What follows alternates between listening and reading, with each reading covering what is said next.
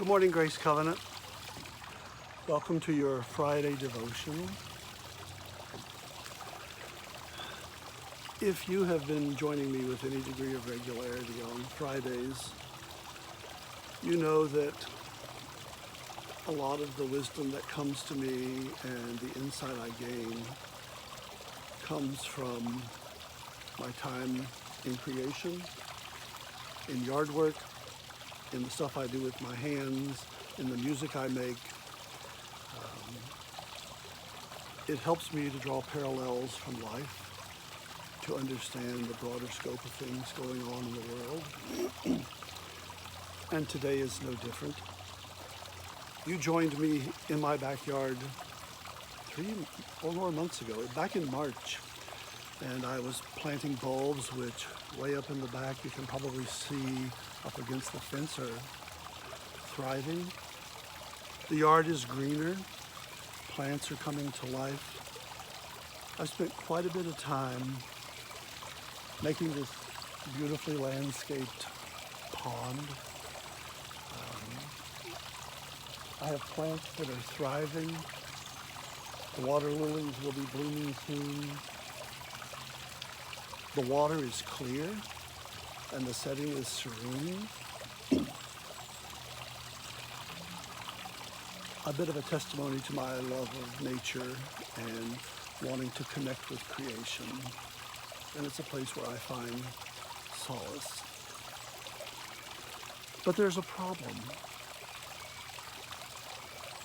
Something is killing my fish. They're dying. I was just treating the pond with medication because something's wrong. On the surface, it looks beautiful. The plants, the clear water. I ran all the tests. The pH is fine. The nitrogen is fine. The ammonia, the phosphates, everything seems to be fine. But there's a problem. Finally, I took water to be analyzed, only to discover that there is a toxicity, there's a parasite that can't be seen, and it's killing my fish.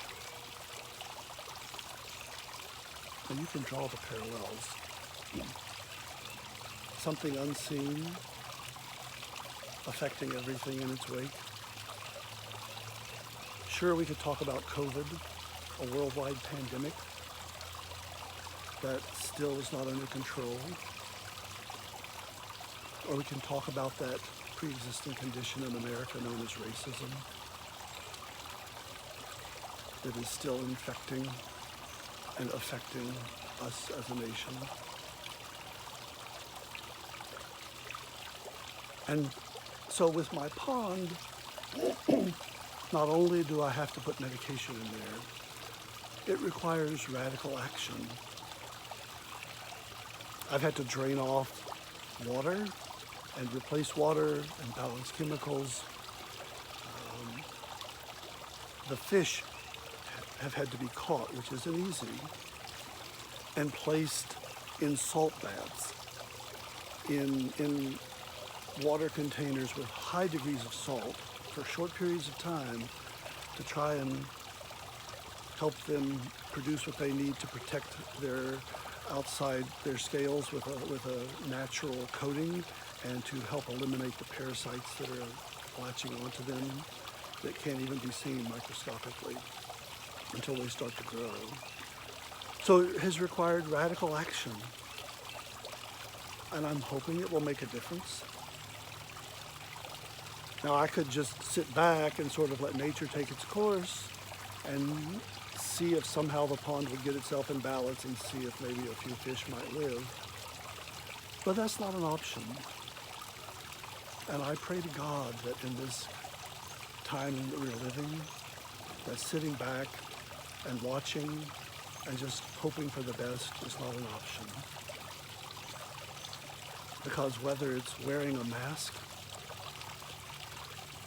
or carrying a protest sign, whether it's writing to your elected officials or speaking to a friend or a family member or a neighbor who isn't quite there on the whole issue of racism, for people who don't understand white supremacy. It's a challenge for me, even as a white male. I was born in 1964, and by the time I read the history books, which certainly didn't give all the history, but I was led to believe that that was something that had happened and was done and was over. And clearly it wasn't. Clearly it's been bubbling under the surface.